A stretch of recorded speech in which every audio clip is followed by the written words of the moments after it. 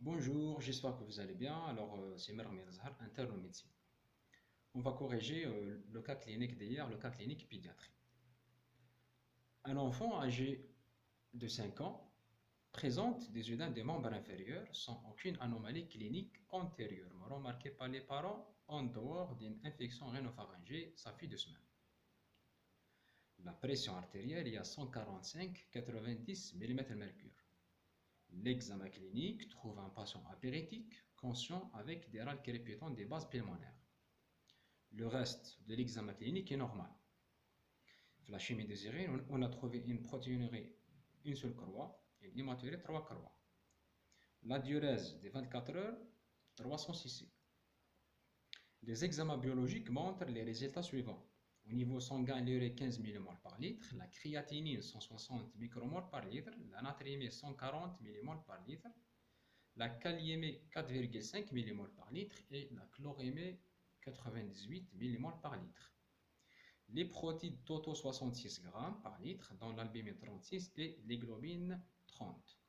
L'hématocrite 37%. La natriurèse 20 mmol par litre, la kaliurèse 30 mmol par litre et l'urée 150 mmol par litre. Au total, il s'agit d'un enfant de 5 ans, présente des œdèmes des membres inférieurs, avec d'antécédents d'infection rhinopharyngée. Il présente une HTA, d'accord. C'est un patient apéritique avec des râles crépitants des bases pulmonaires. La chimie des urines, on a trouvé une protéinurie minime et hématurie à 3 croix. La diurèse des 24 heures, 366, ça veut dire qu'il s'agit d'une oligo-anémie. Les examens biologiques montrent un bilan rénal perturbé et ionogramme normal. Les protides totaux 66 grammes et l'albumine 36. Voilà, c'est à peu près. Alors, on va entamer directement la première question. La première question, l'association des anomalies observées est compatible avec. Est-ce qu'il s'agit d'un syndrome néphrotique, un syndrome de néphropathie interstitielle aiguë, un syndrome d'obstacle sur les voies excrétrices ou un syndrome néphritique aigu? Alors, pour la proposition A, un syndrome néphrotique. Comme vous savez, la définition d'un syndrome néphrotique, c'est une définition purement biologique. C'est une définition qui associe trois caractéristiques. La première des choses, une hypoprotidémie moins de 60 grammes par litre. La deuxième des choses, une hypoalbuminémie moins de 30 grammes par litre. Et une hyperprotéinurie. Une protéinurie qui dépasse les 3 grammes par 24 heures chez l'adulte, ou là, une protéinurie qui dépasse 50 mg par kilogramme par jour chez l'enfant. وحنا chez cet enfant, on a les protides totaux 66 grammes, ça veut dire dépasse 60 grammes, et l'albumine 36, ça veut dire dépasse les 30 grammes, d'accord. On a une protéinurie minime, d'accord. Alors, il ne s'agit pas d'un syndrome néphrotique. Je pense que c'est clair. La proposition B, un syndrome de néphropathie interstitielle aiguë. Alors, c'est un tableau comparatif qui compare les différents types de néphropathie. On a la néphropathie tubulaire, la néphropathie interstitielle et la néphropathie glomérulaire et la néphropathie vasculaire. Regardez bien par exemple l'HTA, نلقاوها beaucoup plus في la néphropathie glomérulaire ou la néphropathie vasculaire. Par contre, la néphropathie interstitielle, on ne trouve pas l'HTA. D'accord. Même les œdèmes, on ne trouve pas des œdèmes dans la néphropathie interstitielle. Par contre, il y a la néphropathie glomérulaire, par exemple. L'essentiel, il n'y a pas d'HTA, il n'y a pas d'œdème dans la néphropathie interstitielle. Maintenant, dans le tableau clinique de cet enfant, on a des œdèmes des membres inférieurs et on a l'OAP, des râles crépitants des bases pulmonaires, d'accord, ou une HTA. Alors, il ne s'agit pas d'un syndrome de néphropathie interstitielle aiguë. Ou le syndrome de néphropathie interstitielle aiguë, on trouve un contexte clinique particulier. Par exemple, soit d'étiologie immunoallergique ou infectieuse ou infiltrative suite suite à des leucémies ou la myélome multiple ou la sarcoïdose, etc. L'essentiel, ce n'est pas un contexte clinique d'un syndrome de néphropathie interstitielle aiguë, surtout qu'il y a de l'HTA et des œdèmes. D'accord. Alors, la proposition, c'est donc un syndrome d'obstacle sur les voies excrétrices. Bon, c'est clair, elle est fausse. Parce que le syndrome d'obstacle sur les voies excrétrices, on trouve par exemple des douleurs lombaires, on trouve des signes, des signes digestifs comme des nausées, des vomissements, etc. On trouve des troubles mixtionnels. Surtout qu'il y a qu'un enfant, généralement on trouve la notion d'antécédent de malformation congénitale. D'accord. Alors, il ne s'agit pas d'un syndrome d'obstacle sur les voies excrétrices. Alors, la proposition juste, c'est D. Alors, il s'agit d'un syndrome néphritique aigu. Et comme vous savez, la définition d'un syndrome néphritique aigu, c'est une définition purement clinique. Qui dit syndrome, ça veut dire que c'est une association de plusieurs symptômes. Alors, l'hématurie, les œdèmes, la protéinurie, l'insuffisance rénale aiguë et l'HTA. D'accord. Alors, l'association de 6 symptômes, ou qui jouent de façon brétale, c'est ce qu'on appelle le syndrome néphritique aigu. C'est une définition purement clinique. Alors, la proposition J, c'est D. Il s'agit d'un syndrome néphritique aigu. Je pense que c'est clair. Alors, on passe à la deuxième question. Quel est l'examen complémentaire le plus utile pour orienter le diagnostic est aéroscanner, hémoculture, dosage du complément sérique, électrophorèse des protéines ou l'échographie rénale. Alors, on a un syndrome néphritique aigu. Donc, quel est l'examen complémentaire le plus utile pour orienter notre diagnostic? Très bien. Alors, la réponse juste c'est C, d'accord, c'est le dosage du complément sérique. Regardez bien, par exemple, c'est un tableau où on a les étiologies, pardon, on a les étiologies d'un syndrome néphritique avec complément sérique normal et les étiologies d'un syndrome néphritique avec hypocomplémentémie normale. Par exemple, lorsque je demande le dosage du complément ou le complément taïba, alors je vais évoquer Hadou. Peut-être c'est une GNA post-infectieuse, peut-être c'est une endocardite, peut-être c'est un lupus, etc. D'accord. Et automatiquement, je vais éliminer Hadou. Mais il s'agit d'un goût de pasture, ou de la Wegener, ou la purpura rhématoïde, d'accord. Alors, quel est le complément? Je vais évoquer Hadou. D'accord. Et encore plus, par exemple, lorsque je demande le complément ou le GABA, selon la voie d'activation de complément, je peux évoquer quelques diagnostics. Par exemple, lorsque je demande le complément ou le GABA activé par voie alterne, là, je vais évoquer soit une GNAP2 ou la GNA post-streptococcique. D'accord. Ou quel gars, par exemple, activé par voie classique, je vais évoquer le PIS ou l'endocardite. D'accord.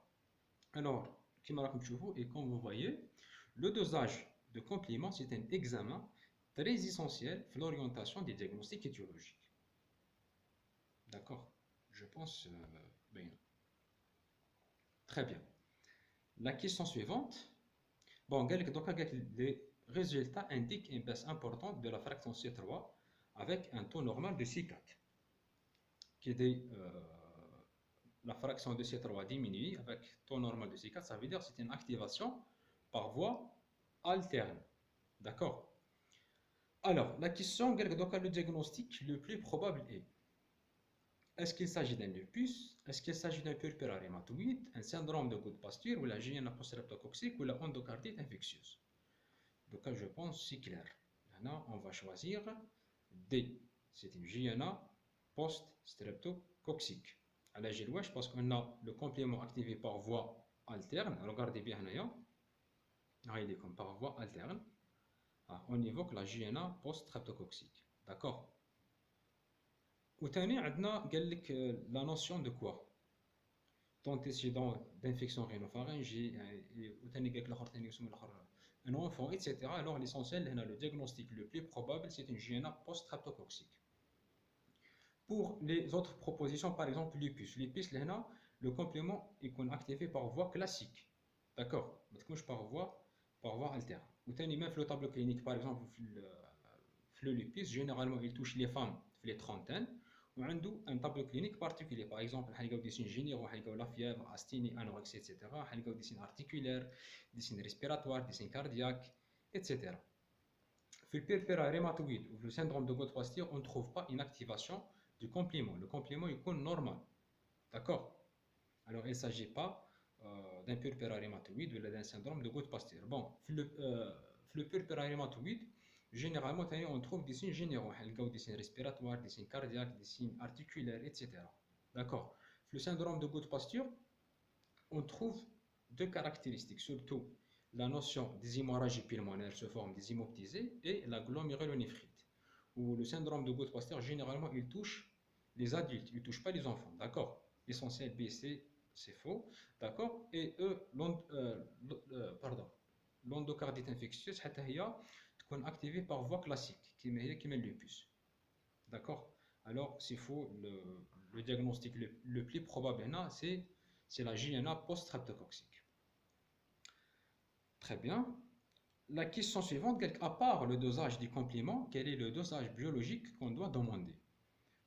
Alors, on a dosé le complément, il est activé par voie alterne. On a évoqué la JNA post-streptococcique. Donc, quel est l'examen biologique qu'on doit demander pour confirmer cette JNA post-streptococcique? Alors, on doit demander un examen qui prouve ou qui confirme la causalité entre le streptocoque. Alors là, on va demander les aslos. D'accord? Alors, les aslos, les aslos généralement, s'élèvent 2 semaines suivant l'infection rhinopharyngée et se normalisent en quelques mois, entre 3 et 6 mois. D'accord? C'est juste la cinétique de alors là, on va demander les aslos. D'accord? Alors, les aslos, lorsqu'on a demandé les aslos, il y a 500 unités. Comme ici en Algérie, qui dépasse 400 unités, on a bien positif. Alors, les aslos, là, sont positifs. D'accord? La question suivante, pour poser le diagnostic positif d'une JNA post-streptococcique, on doit pratiquer un PBR, faire un prélèvement de la gorge pour chercher la bactérie streptocoque, chercher les antistreptes d'ornase où là, toutes les réponses sont fausses. Très bien. Alors, est-ce qu'on doit pratiquer un PBR ou non? Bon, comme vous savez, la JNA post-streptococcique, on ne pratique pas un PBR. Il y a des indications précises l'endurofilm la PBR. D'accord? Alors, A, c'est faux. La proposition A, elle est fausse. D'accord? Donc, à faire un prélèvement de la gorge pour chercher la bactérie streptocoque. On a un patient apéritique, d'accord? Apéritique, on a une infection rhinopharyngée, ça fait 2 semaines. Donc, même le cas un prélèvement de la gorge, il est négatif parce que le patient, c'est bon, il est guéri. D'accord? Alors, la proposition B, elle est fausse. Cherchez les antistreptes d'ornase. Comme les aslos s'élèvent 2 semaines suivant l'infection élèvent 2 semaines suivant l'infection rhinopharyngée et se normalisent en quelques mois, entre 3 et 6 mois. Par contre, les antistreptes d'ornase jusqu'à 1 mois après l'infection. L'enfant l'infection rhinopharyngée, ça fait 2 semaines. Ça veut dire qu'il y a 15 jours de l'infection. Donc, quand on demande les antistreptes d'ornase, ils sont négatifs. D'accord? Alors là, on va choisir toutes les réponses sont fausses. D'accord? La confirmation d'un diagnostic, le diagnostic positif de la JNA post-streptococcique repose sur plusieurs arguments clinico-biologiques. Regardez bien, nous la notion d'infection streptocoque, déjà qu'on a. La notion d'intervalle libre, nous avons déjà 15 jours. L'intervalle libre, la physiopathologie de la JNA post-streptococcique, ce sont des complexes humains anticorps reliés avec l'antigène, d'accord, qui activent le complément de l'inflammation. Alors, l'intervalle libre,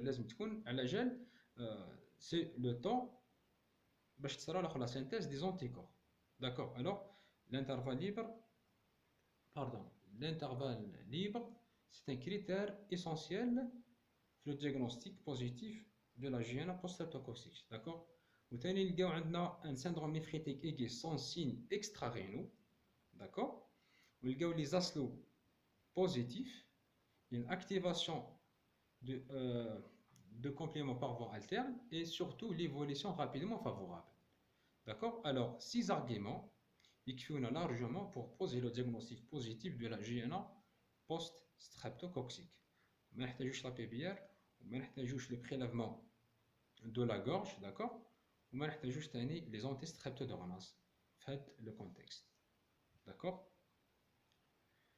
La question suivante, quelques cas supposons on a demandé un PBR, l'analyse histologique va donner les résultats d'une prolifération intracapillaire seule, prolifération endocapillaire, prolifération mésangère avec prolifération intracapillaire, prolifération extracapillaire toujours, ou la présence de thrombus dans les anses capillaires.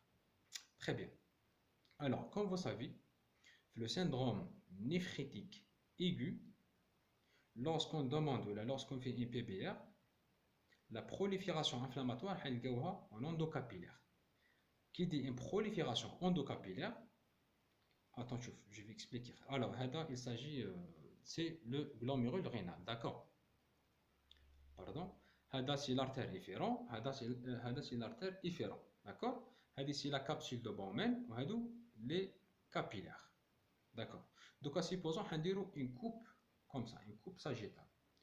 Alors, je vais يخرج le schéma. Très bien. Alors toujours c'est l'artère afférent, c'est l'artère efférent, c'est la capsule de Bowman. D'accord. Et c'est la membrane basale glomérulaire. D'accord. Alors, la prolifération endocapillaire, ça veut dire c'est une prolifération, pardon, ça veut dire c'est une prolifération اللي تصرالنا داخل la membrane basale glomérulaire. D'accord, c'est une prolifération. Pardon. Alors, la prolifération endocapillaire, c'est une prolifération qui se trouve dans la membrane basale glomérulaire. D'accord, ça veut dire que c'est une prolifération endocapillaire. Par contre, la prolifération qui se trouve en dehors de la membrane basale glomérulaire, par exemple, d'accord, c'est une prolifération extracapillaire. D'accord.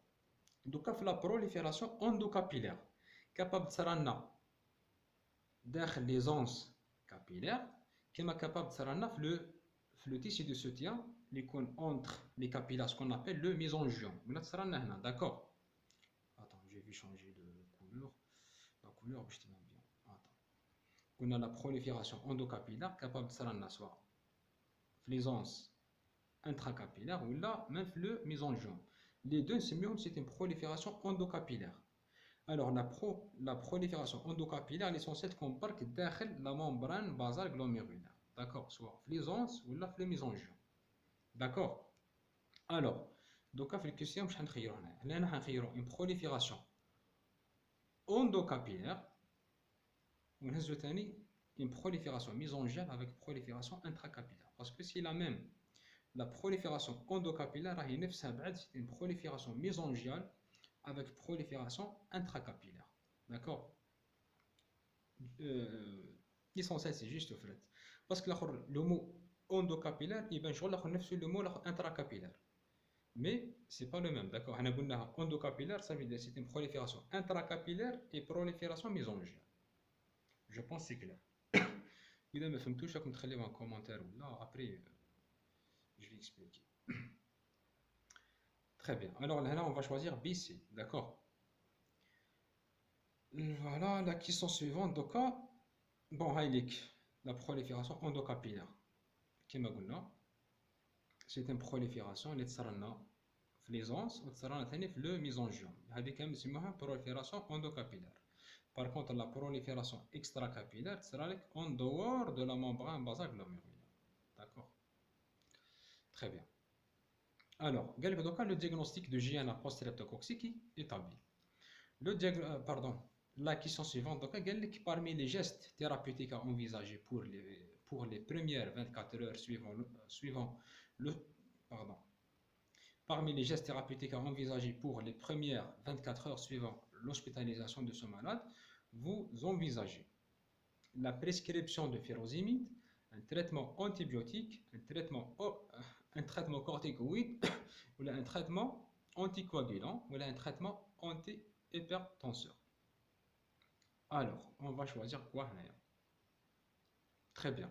Bon, on a un patient qui présente des œdèmes des membres inférieurs. D'accord? On a عنده ثاني نشطية. On a ثاني عنده une oligoanurie.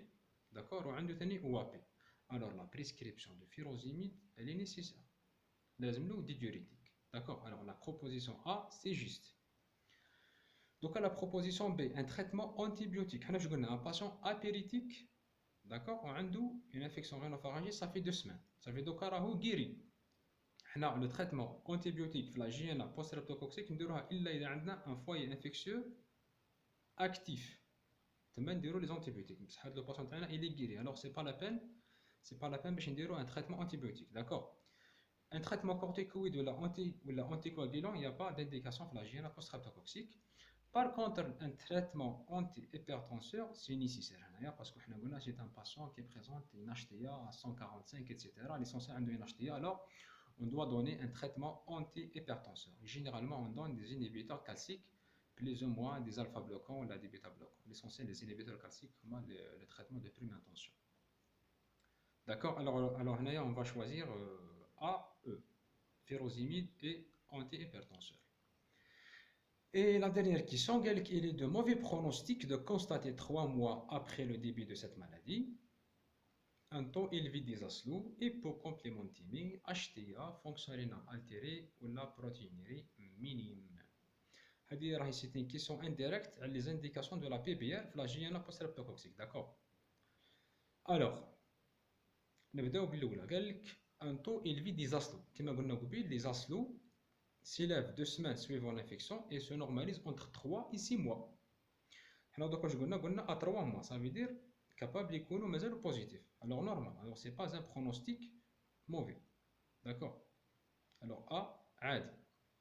Donc l'hypocomplémentémie. Donc comme le complément, la hygiène post-streptococcique se normalise entre 4 et 8 semaines. D'accord? On a dit 3 mois. Ça veut dire on a dit passer les 8 semaines. Ça veut dire que c'est un mauvais pronostic. D'accord? L'HTA et la fonction rénale altérée. Généralement, l'HTA et la fonction rénale se normalisent quelques jours jusqu'à 1 semaine, 2 semaines maximum. D'accord? On a fait 3 mois, alors c'est un mauvais pronostic. D'accord? Zid la protéinurie minime. Comme la protéinurie qui est importante, normalement se normalise moins de 1 mois. D'accord? Qui est minime, normalement se normalise moins de 6 mois, mais elle peut persister jusqu'à 18 mois. D'accord? Alors, c'est normal. Alors, A, E, عادي, un taux élevé d'isoslo et une protéinurie minime, هادو normes capables de. Par contre, B, C, D, ce sont des critères de mauvais pronostic. Ou quand il gêne le patient, on a les critères hypocomplémentémie, HTA et fonction rénale altérée, c'est une indication de pratiquer la PBR parce qu'il y a un احتمال كبير نكونوا غلطنا في الديagnostic وما تكونش une hygiène post-streptococcique parce que حنا قلنا قبيل parmi les critères باش نقولوا بلي هذه سيتين جينا بوست ستريبتوكوكسيك نقولوا باردون قلنا تكون عندها ان ايفوليسيون رابيدمون فافورابل. داكوغ؟ الوغ اذا لقينا هاد لي سيني بي سي دي هادو مازالوا كاينين فيه الوغ احتمال كبير ما تكونش جينا بوست ستريبتوكوكسيك ممكن غلطنا في الديagnostic. الوغ هنا on doit pratiquer la PBR pour chercher le diagnostic. Voilà, on a terminé. J'espère que c'était bénéfique. خلاص خوتي، شحال نقول لكم بون كوراج، بون جورني، على بروشين ان شاء الله. السلام عليكم.